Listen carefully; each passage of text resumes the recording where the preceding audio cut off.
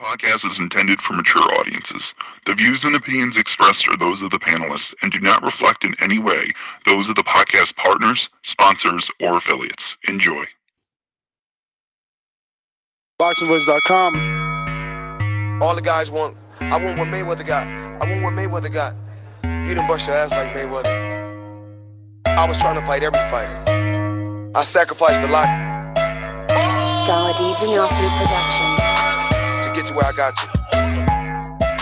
What do you bring to the table? Let's get this on. Let's do it. Well, it's like this. Wait. All right, that's it. Hold on. Bernard, everybody calm down.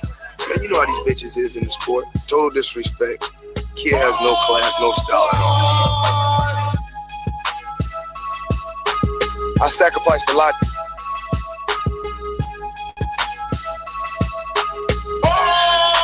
ThaBoxingvoice.com.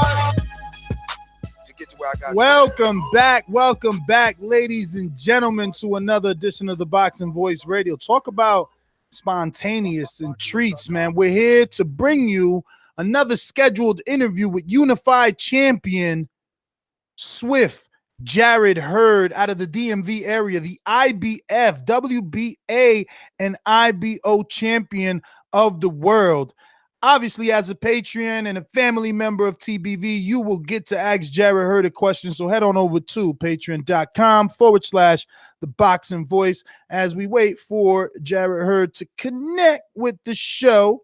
And if you didn't know, we did plenty of interviews today. We had Lenroy Thomas as well as the young, newly signed to a red hot, super duper smoking contract. We didn't get to break that news. You know, he kept it close to the gut. He definitely gave us some slight clues by saying that he went to the Loma fight, but none other than Sonny Kanto, a heavyweight that you will be seeing a lot of. All right, so I just got the call to call him now. So without further ado, let me introduce the rest of these guys that put in hella work.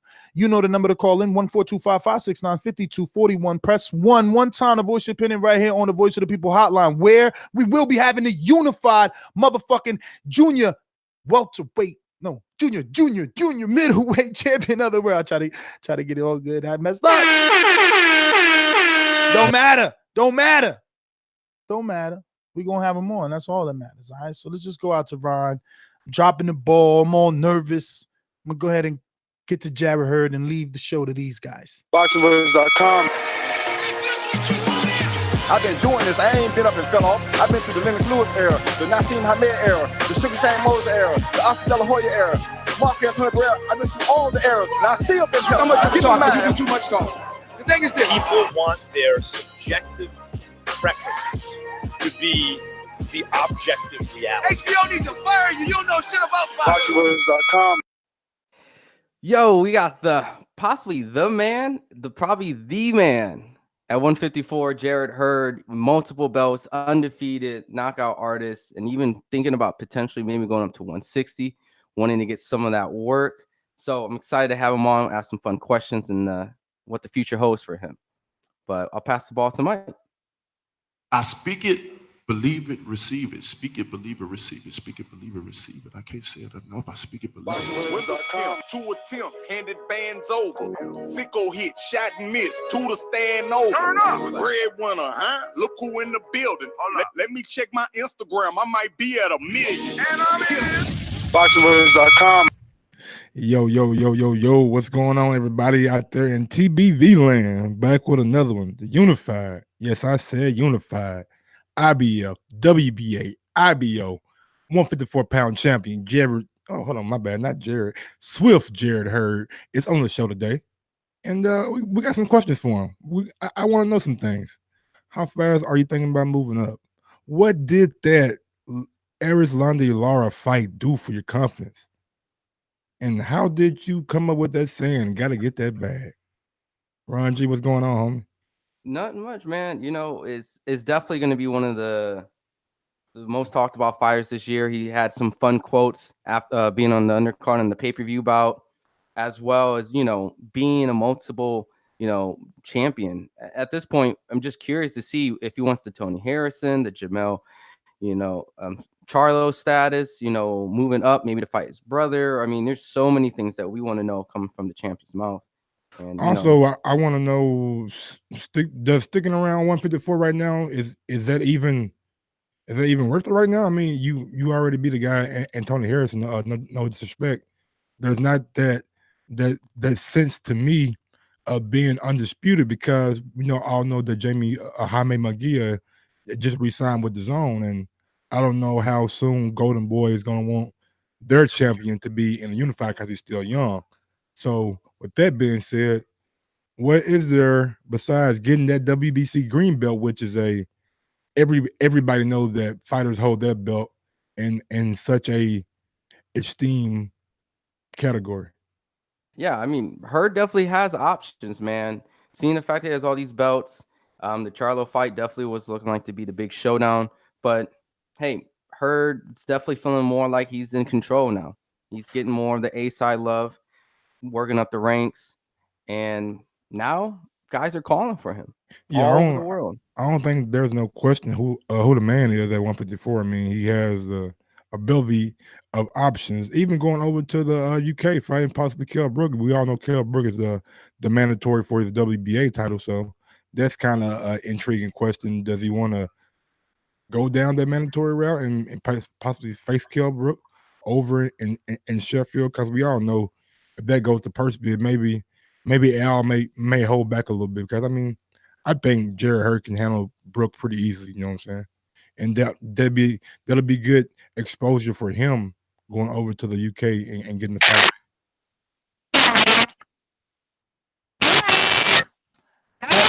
Hello, Mr. Hurd. Are you able to hear us? I don't know what's going on right now, bro. That don't sound like.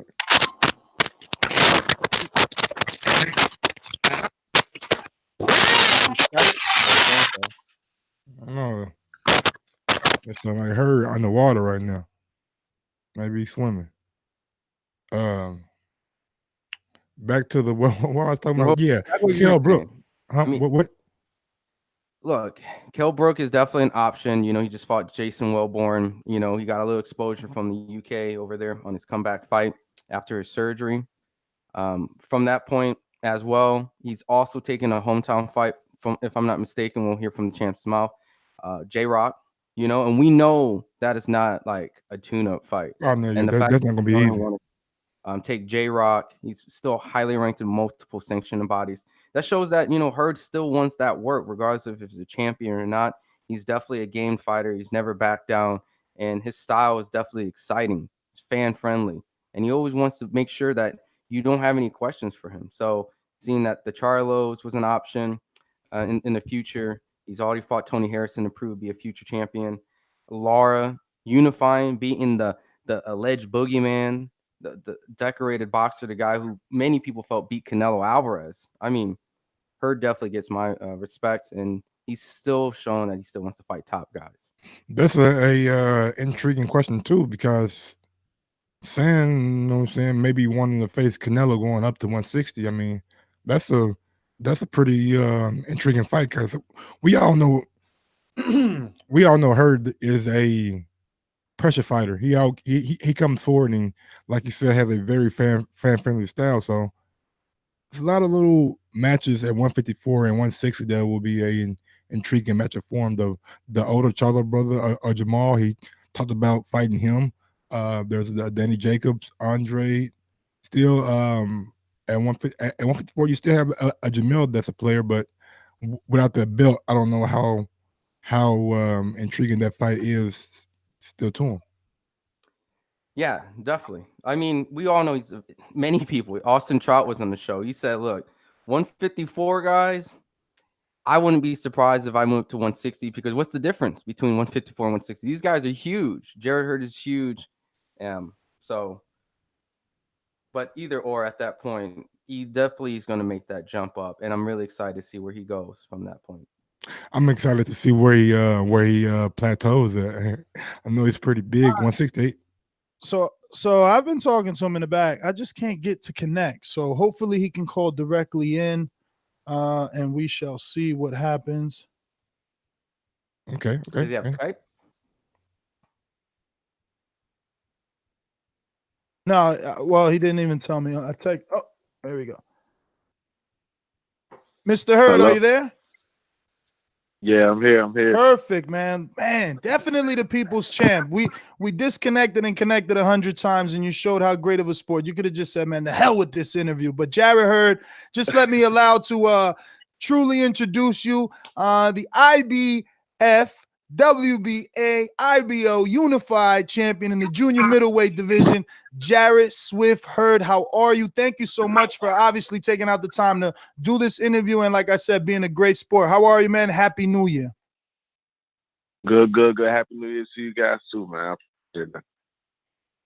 Thank you. So I guess we'll get right into it, man. The bread and butter of this is going to be your immediate reaction to the Harrison and Charlo fight, and what does Hurd do now moving forward? First of all, my immediate reaction watching the fight, I was just like, man, I told everybody this fight's not gonna be easy as everyone thinks it's gonna be for Charlo.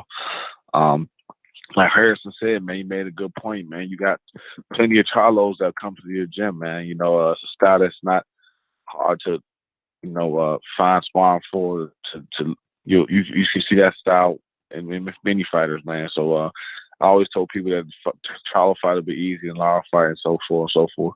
Watching the fight, man, I kind of had Charlo up. You know, I always told myself if it's a fight that you can kind of flip a coin, toss in the air, it should go to the champion. That means you didn't do enough to take it from him. And I feel like that's what's the case for the Charlo and Harrison fight.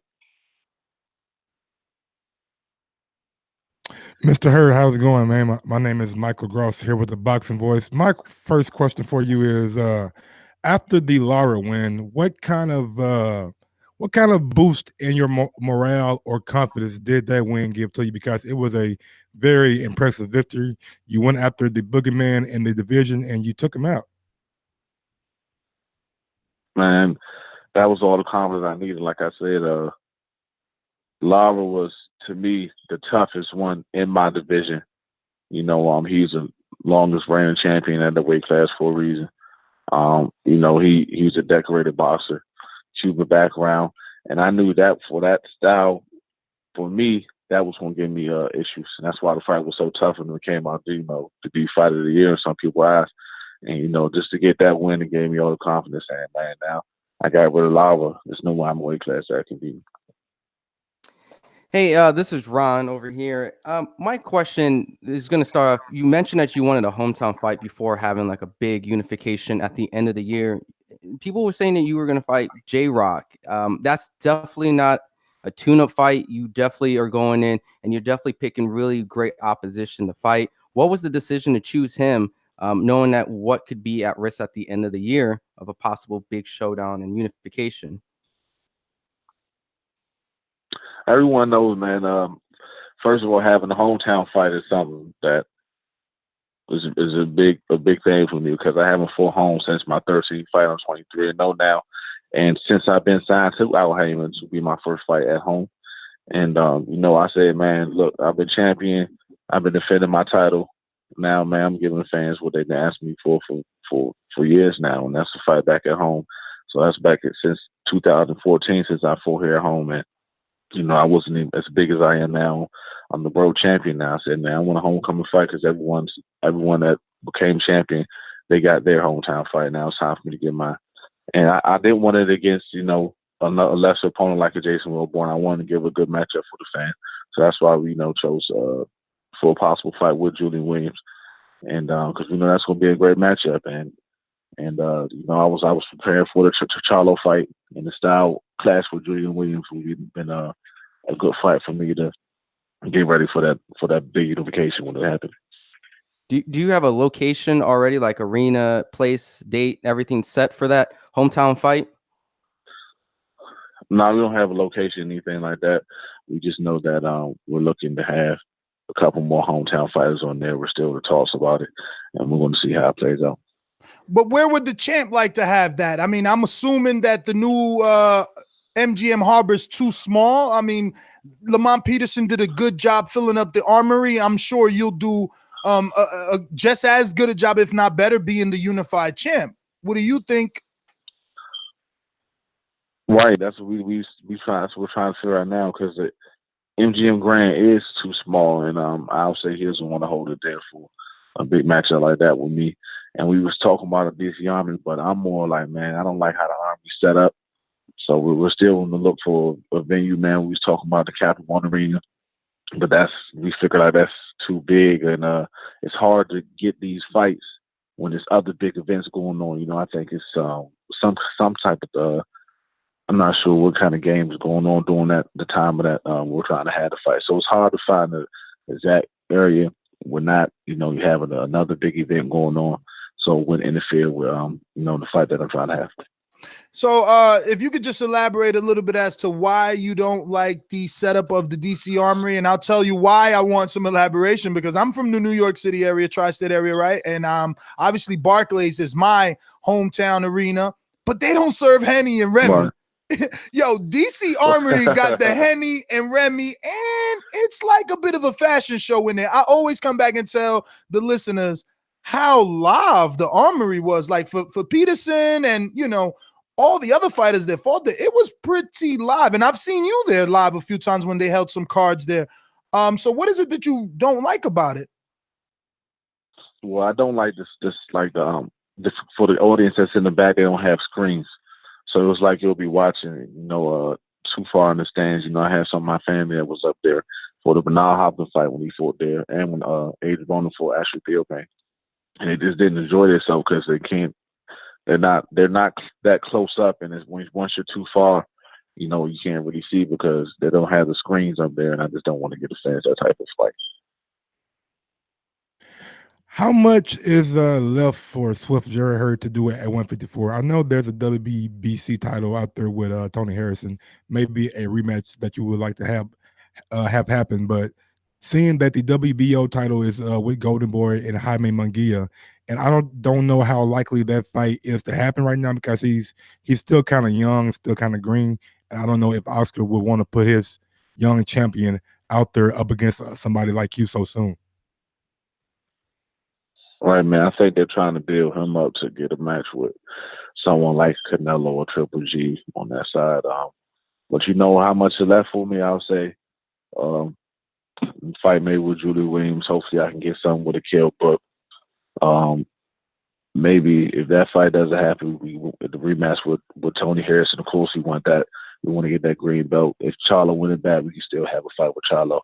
Those are just some of the things that we'll talk about. But sitting at the weight class, waiting on the Jaime Munguia to become unified, that's going to be. I don't think I'm going to be able to wait around that long. 2019, maybe it'll be my last year at 154, but we'll see. The plan was to fight J-Rock or Kell Brook, then go fight Charlo, and then after that, man, move up and fight the older brother. I was going straight for both of them, man, but who knows how it's going to play out now. Speaking of that Kell Brook fight, would you want to go over to the UK and have that fight, or would you want Kell Brook to come fight you in the States? Of course, we'll go over to the UK. Like I'm trying to not just be, an international fighter, man. I'm trying to be all over the world. So we'll definitely love to fight in the UK. I know how the fight will play out with him. We can't leave it up to the judges. Be going over there in his hometown. So I'm definitely, if we did fight in the UK, I'm going over there for the knockout. So my question is, if by any chance, because many people perceive you as the man already at 154, considering the fact you beat Tony Harrison beat Charlo. If you moved up to 160, which champions or what route would you take first? Like, who interests you if you can pick like your top 3 guys in order? If you can perfectly match yourself with, who interests you the most at 160? And that's something else that we talk about too, because most of 160 is kind of on the zone type of side, so that's hard to get in the whole mix with Eddie Hearn and things like that. But right now I'm not sure. I haven't really looked up there at the 160 weight class. That was the plan, just to get past those. My next 3 fights was the 2 Charlos in my mind, and the hometown fight. But I have to take a look again, man. We'll have to see. So, Mr. Hurd, so what happens if Jermell wins the rematch? Does Harrison not get a rematch clause as the champion because he won it? I mean, shouldn't he get a rematch clause if he lose? Doesn't he get a rematch versus Charlo, which again makes you have to wait more, or do they not give him a rematch clause? Because I don't know. You tell us. I don't know, man. It all depends if it's in his contract. I'm not sure. I'm guessing the winner of the next fight is going to be the champion. I don't think it's going to be a third one. So I don't know. I'm guessing if he does retain the belt, that's the end. But if he loses it, who knows? I don't think he gets another rematch. So I know most fighters don't like thinking of losses, but hypothetically speaking, just to put you in that scenario, you fight Julian Williams, hometown. He upsets you. You get your immediate rematch. In the contract, you make sure that he doesn't have a rematch, is what you're saying? No, I'm not sure. I'm not saying I don't know how Tony Harris is set up. It may be he may be able to get a fight and a rematch on down the line, but I'm not sure if that's what they'll have in the contract set up for the next fight. But for me, I will have that set up for Julian Williams. If he does get the upset, it will be an immediate rematch for me and Julian Williams. The same way Charlo has it set up for Tony Harris, but I'm not sure how Tony Harrison has it set up for Charlo. Looking at the 154 and 160 landscape, like which fighter or fight do you see being a legacy defining or legacy building fight for you in your career? A legacy building fight? Well, how legacy started was a fight with Erislandy Lara, but I see a great matchup that I always thought would be an action-packed fight, and I always said it would be tough for me as a fight with me against Triple G. I think that'd be a great fight to have. Hey, it's Ron again. They reached out their whole, they showcased who was going to be in the first quarter on Fox. Seeing you on Showtime multiple times. Are you exclusive to Showtime, or is there a possibility of you also fighting on Fox on their upcoming schedule this year? Oh no, I'm definitely planning on fighting on Fox. It's just that I was scheduled to fight on the Wilder versus Fury card, so I didn't get to be a part of the big Showtime. The big Fox Premier Champions when they presented all the fights. So because I didn't have anything lined up. So I'm definitely going to be fighting on Fox. I just didn't have an opponent already set up because I was planning to fight on the Wilder versus Fury card.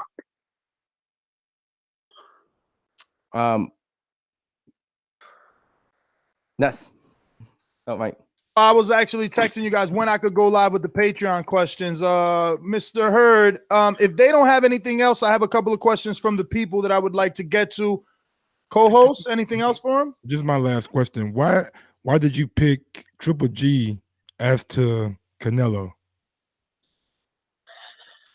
To be honest with you, I think for me, Triple G is fight to be a tougher fight to me than Canelo would be. Canelo was a natural 154 pounder, and I feel like Triple G is a bigger 160 pounder. He feels out of the weight class better, even though Canelo moved up the fight field, and I still think Triple G is the overall bigger, solid fighter, and I think he'll just be tougher than a fight with Canelo. When it's all said and done, what weight class do you see Swift Jarrett Hurd stopping at? Stopping at, I could say maybe 168, no higher than that. And if I go up higher, it's going to be something like Canelo did, just to fight for a title to make a great matchup. But actually sitting there defending my titles and fighting there, I'll say 168. All right, thank you, man.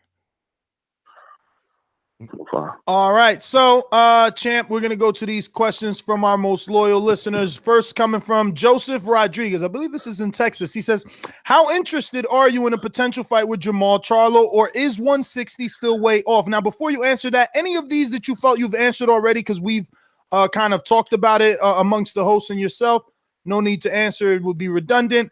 So yeah, how far off are you away from 160? Any interest in a potential fight with Jermall Charlo? 2019, my last year, 154. So 2020, I'll be moving to 160. And who knows what's going to be a match I'm moving for. But I would love to fight Jamal Charlo. Perfect. Prince Joel, actually in Dubai, says, is he still planning to fight Kell Brook if the fight was to be offered to him?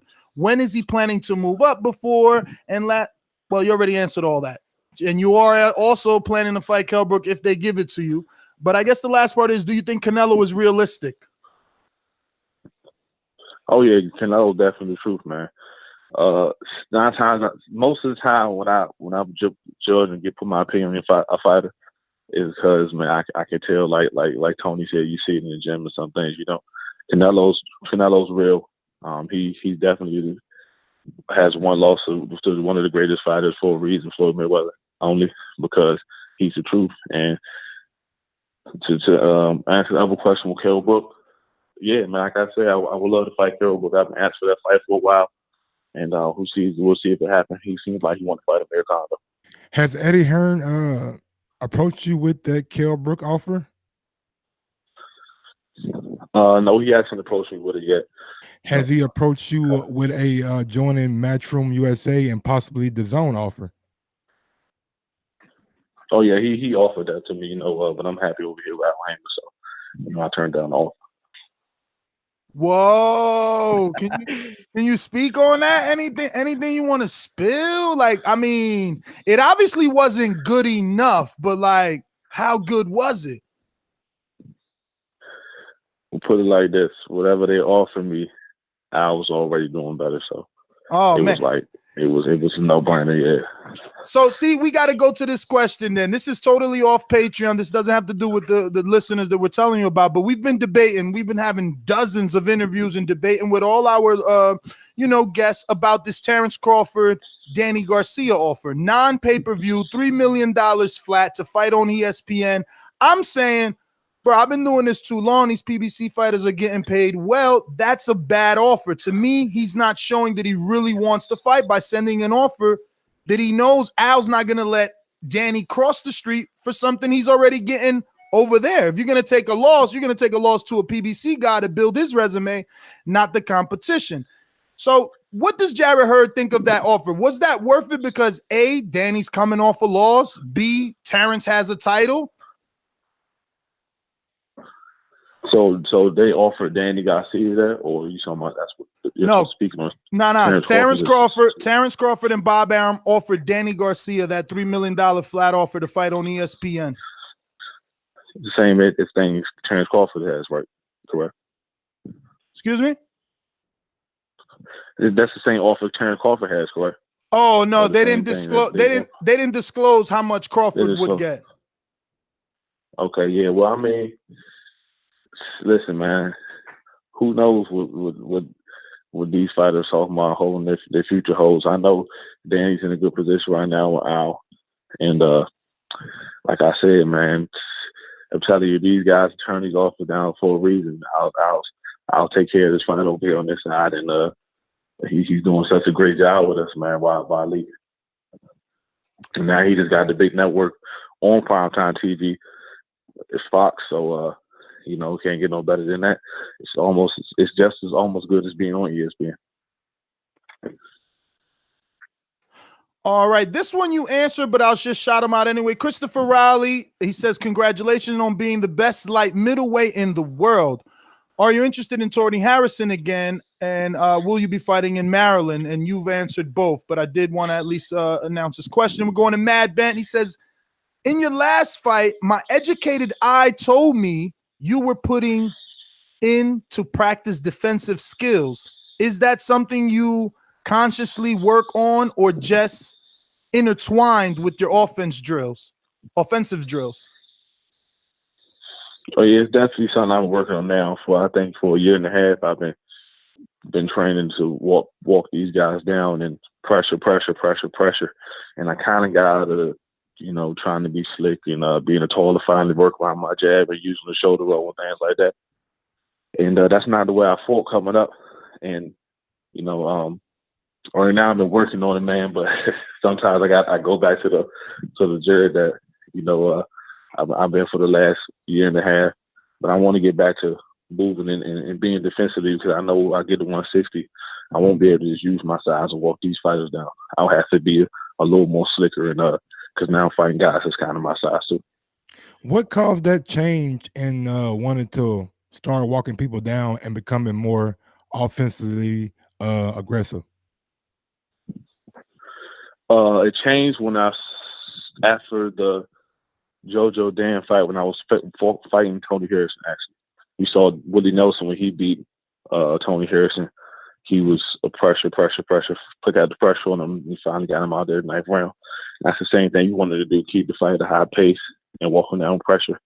And then the fight with Austin Trout, it's the same thing, man. We saw that if you sit down, let him box, he'll do it well. Same what happened with Canelo.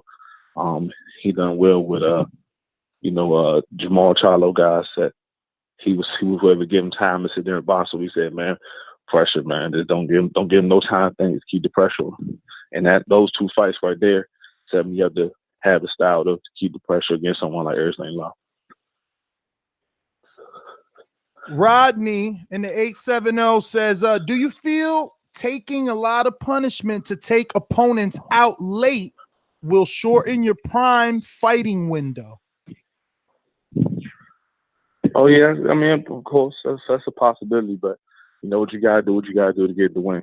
Sometimes you got to take one to give 3, I mean, that's not a good way to look at it. That's not a good way to have longevity in the sport.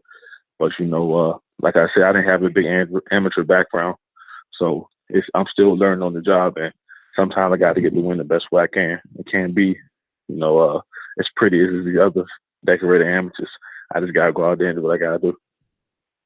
All right. David Cowell in the DMV says, being from the DMV, do you strive to achieve the same level of greatness as a lot of our boxers, specifically Sugar Ray Leonard, who won titles in divisions I could see you fighting in as your career progresses? Peace from Largo, Maryland. Yeah, man. Here's one thing about me. I don't want to, like I said, I looked at fighters on Instagram, YouTube, and I watched a lot of these fighters, and I seen that the fighters that had legacies and who became who they were, they wasn't nobody. Floyd Mayweather was a Floyd Mayweather. Sugar Ray Leonard was a Sugar Ray Leonard. James Toney was a James Toney. Mike Tyson was Mike Tyson. Everybody was their self. So coming up, I don't want to be like none of these other fighters. I want to be known as Swift Jarrett Hurd, and I did things my way. So, I don't care how it's done, man. I'm just going to be myself. I'm not going to change my character and who I am ever for this game of boxing. I'm going to always be me, and I want people to love me for who I am and have my own legacy. All right. Christian the Magician in LA says, I was there at your first fight and noticed you took some shots.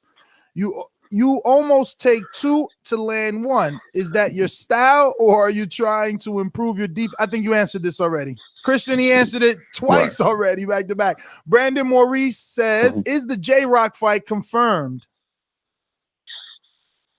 It's not 100% concrete yet, but it's almost a guarantee that maybe that's what going to be next opponent.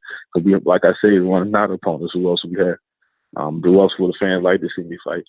So that's almost done, 100% concrete, but it's not yet.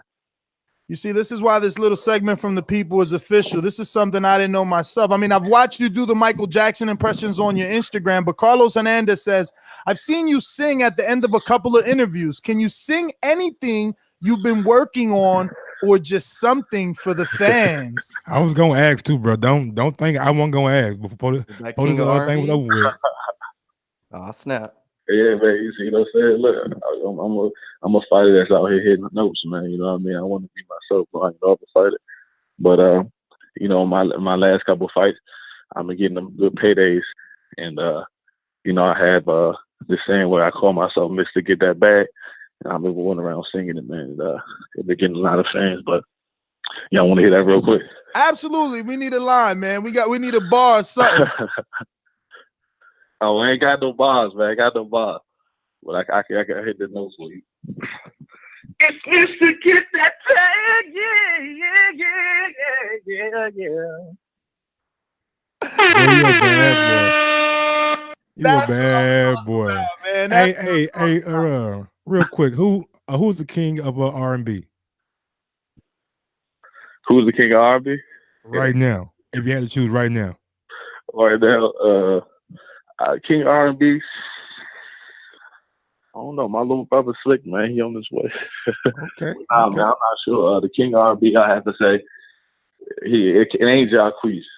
But to be honest with you, it's another guy. So who is it?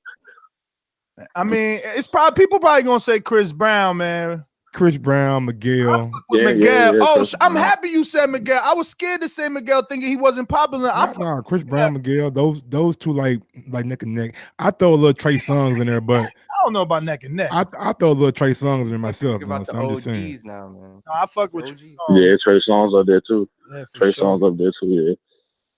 All right, we got the next one from Richard Bauer. Says, with Canelo on the horizon, are you amping up your training now for legacy defining wins? Whatever that means. I don't really know what that means. Right, man. I guess he's saying I'm actually keep beating these guys, but I'm working towards fighting the bigger stars, and of course, man, that's the whole point, the whole goal. You know I got to build up my resume, and I got to get some great names under my belt, to even get a possible matchup with someone like Canelo. So, me, I'm not afraid to say no challenge, and I'm not running for nobody. So I'll just wait for the time to come.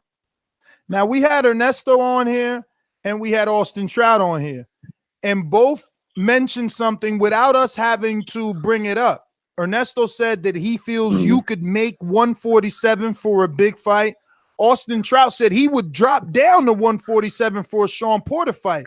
So does Jarrett Hurd truly have interest in 147 pounds? And is that really possible? No, I don't think I will ever really go down to 147 pounds. My last fight, man, I weighed in at 152. I've eaten the day of the weigh-in. Weight is so easy for me. I be thinking like, man, am I really moving up next year? I always tell myself that because I put on weight in between fights, but the weight comes off so easy. I'm not sure if I am going to be able to move next year, but we're going to see. What's your walk-around weight? Nah, I never. I was going to say that's actually why Ernesto brought it up, because he said you made that 152 so easy. You ate breakfast that day, and he was like, who knows? He probably could make that 147. Right, man. That's what I said. Man, look, who knows? I probably can, but I don't plan on going down there. What do you walk around at? Walk around about 187, 188.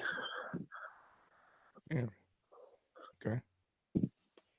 All right, getting back to these. We got only a few left, and you're out of here. Benny, Body Shop Benny says, no, we just went to that. Sorry, Benny. We read yours about the 147. Oliver in Bermuda. Do you think you can have the same fighting style when you move up in weight? It depends on who I'm fighting, Let's see. If I fight someone like Danny Jacob, you don't want to kind of outbox him. But someone like Triple G, you don't want to kind of, what Canelo just showed me, you kind of do want to sit there and bang with him. But it all depends on fighting, man. They got so many names up there in 160. I can't think of them right now. But it all depends who the opponent is. But I definitely will keep that in mind to the style that I develop to use whenever I need to. All right, 4 more, and you're out of here. New Orleans, NO, definitely alumni caller of the show. Do you feel like you dropped the ball with the Charlo fight? I guess by not having it immediately, by letting Charlo have that one fight with Harrison instead of you guys going straight at it. Yeah, he meaning by letting Tony Harrison beat him instead of you. Yeah. I mean, listen, I thought about that a few days ago, man. I said, dang, after my injury, should I went straight into a unification with Charlo? But then again, I said, man, I no matter how bad I say I would have did that, there's no way I was going to go straight to a unification without testing my shoulder out or coming off the injury. So at the end of the day, man, everything's happened for a reason. And, I mean, who knows? I possibly could have fought him next after this. I mean, after the Will Bourne fight. But I'll beat myself up about a little bit because I want to be the first one to punish him, man. All right. Travis Firestone says, when it's all said and done, what will Jarrett Hurd's legacy be? When it's all said and done, Jarrett Hurd will be known as the fighter who was never scared to back down from a challenge. You may walk past him on the street, and he may not look like a fighter, man, but once he get in the ring and he hit that light switch, man, he turns into a totally different animal.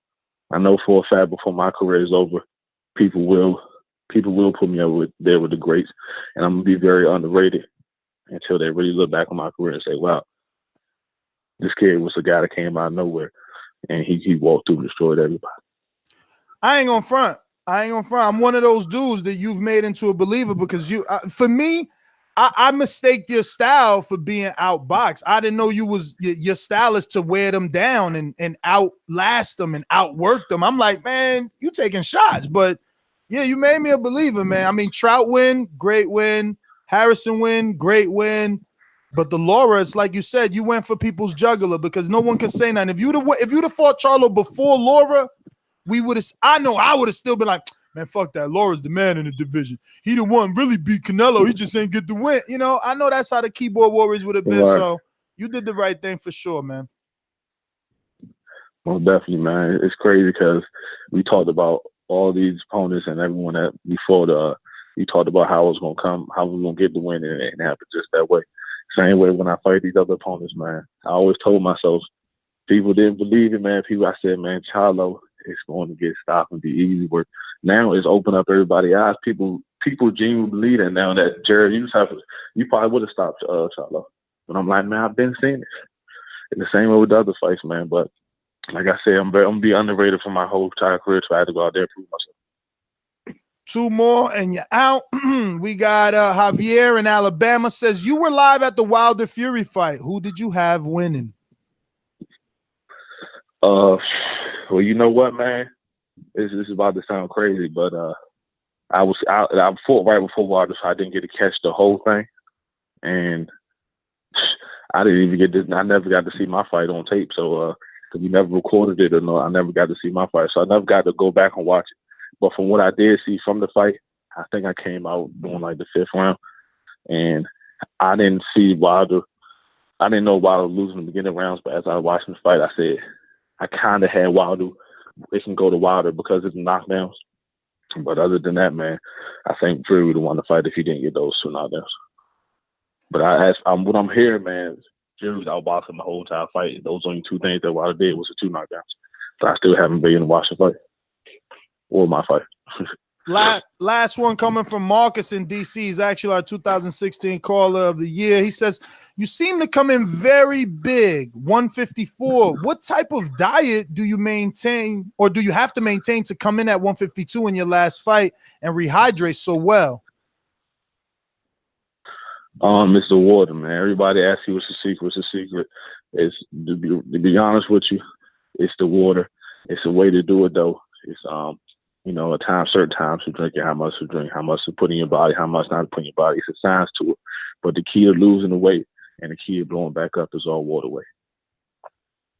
Well, Mr. Hurd, I got one more. You are a big fan of tattoos, and then we seen the Pikachu tattoo that you just got. Yeah. What's the next tattoo for you, brother? Well, I just got a tattoo on I wasn't planning on never getting my left arm tatted. I just wanted to have one arm tatted, but I ended up getting right now I just got the outline done. It's kind of like a scatter of things, but it all represents my family. If you just looked at my arm, you wouldn't know what it means. I have to describe it to you. You know, I got a water drop with headphones on. You know, my younger brother, he was a boxer as well. His name was Slick, and he had a water drop in the middle of his name. I had the lightning bolt, and he suffered an eye injury and got a detached retina, so he had to retire at 3-0. He was coming up right behind me, about to get signed out him and everything, but it's not worth his eyesight. But he started to do music now, and so I just put a water drop on my arm, which do the headphones represent.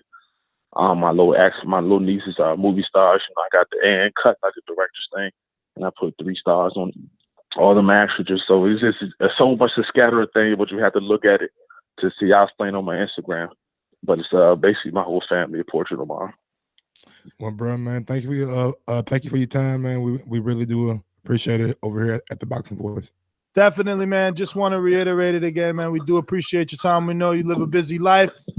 I want to thank you and Ernesto, obviously. If you have any social media you want to give out at this time, please do so. And again, just thank you so much. No problem, man. Thank you, y'all, for having me on the show. And you guys can follow me on Instagram at Swift_Jarrett Hurd, Facebook at Swift Jarrett Hurd, and Twitter at Swift_J Hurd. Thank you again. There you have it, ladies and gentlemen. The unified junior middleweight champ of the world. I love it when these guys do our Patreon segment and answer all the people's questions, man. Because you guys come with some hard hitting shit. Holy shit. How many people asked about this fighting style? But you really helped us get into who is Jarrett Hurd. Love the R&B questions. Boom. He actually dropped the verse. That was awesome. Listen, hit the thumbs up. Future, present, past, doesn't matter. Helps with the visibility of the show. We're coming right back at 5 p.m. in about 13 minutes with Caleb Plant. So you better stick around, subscribe to the YouTube channel. Help us get to 93. Let's have a fucking party today if we get to 93. We are at 92,971.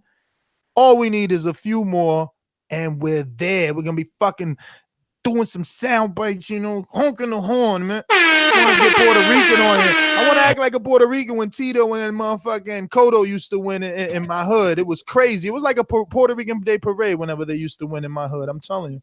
Yo, and if while you're in the chat, just hit that like button, man. If you appreciate the show, just help us out. It's free 99. Hit the like button. That supports us. That gives us visibility on the show. That doesn't get Mike to like start punching the screen. What the fuck? Uppercutting, throwing tantrums. And Ron off, bro. What up with you? I can't do this shit, man. You guys got the same number of fucking thumbs that you got eyeballs. Hit that motherfucking like button, man. Quit shoplifting, bro. If I catch you shoplifting, my shit real. What you gonna do, Mike? What you gonna do? I ain't gonna do shit, man. Roll over like they toe or something in my wheelchair. That shit hurts like more than you think. Yo, but for real, head over to the Patreon too, because these questions right here all came from you guys. So go over there to the Patreon /TheBoxingVoice.com. You can sign up $3. It's the cheapest one, and you get all these other cool tiers that get you more stuff. But $3 gets you an opportunity to ask questions. I think you guys asked more questions than we did, not more than Mike. Not more than Mike, but the Patreon questions always get through, and appreciate you guys being here all the time. So, and we got sweet hands, Caleb Plant at 5 o'clock, baby. Tune in or tune out.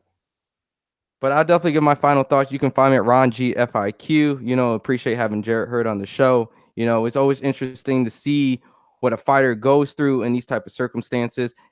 Seeing the fact that he was eyeing down a Charlo fight, but he's good. It's Mr. Get That Bag. He told you all his options, all the things he's willing to do, and some of the struggles. He said a lot of the other guys is on DAZN.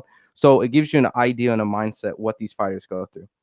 My final thoughts are Jarrett Hurd, man, wants all the smoke. It seems like talking about his legacy fight would be with Triple G, and I think there will be a fun clash of like styles, and also I think that going over to the UK and fighting Kell Brook is a tremendous idea. I like when I hear fighters wanting to expand their brand and not necessarily thinking about, oh, I'm gonna go over there and get robbed or anything. He said, I'm going over there to knock Kell Brook ass out. I ain't gonna leave it to no judges. So mad respect for that, man, and I just can't wait to see where his career goes from here, because he said 168, but if he walking around at 188, by the time he's 35, he might be walking around at two something. So 175 won't be that much of a stretch. I think he can make a little push for a light heavyweight title somewhere down the line, maybe 10 years from now, once he get older.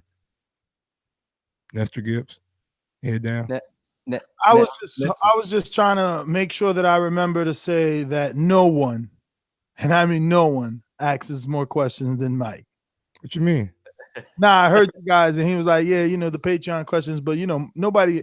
He was like, you almost got to ask more questions than us, and he was like, well, than Mike, not more than Mike. That went over your head, and I'm like, nah, nobody asks more than Mike. Mike is Mike. But yeah, man, we're gonna get to one caller because we ain't taking more than that. These calls are brought to you by El Camino Electrical Services, experts in electric vehicle charging stations. For consultations and turnkey installation, visit us at elcaminoelectricalservices.com. Oh, Marcus, what's going on, man? Why everybody? What's wrong with AC these days? Why everybody got the windows down and shit? I don't know, man. No heat outside or something. Or what? I thought one time. That was a speaker joint. Oh, what up? Yo. What up? We hear you. We hear you.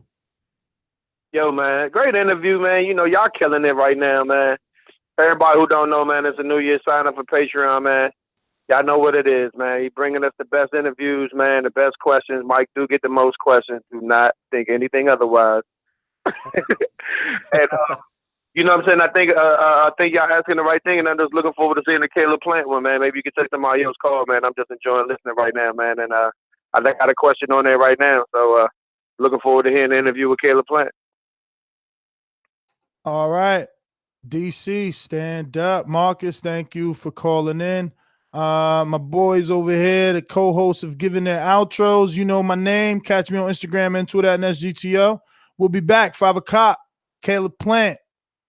Jose Ostataki.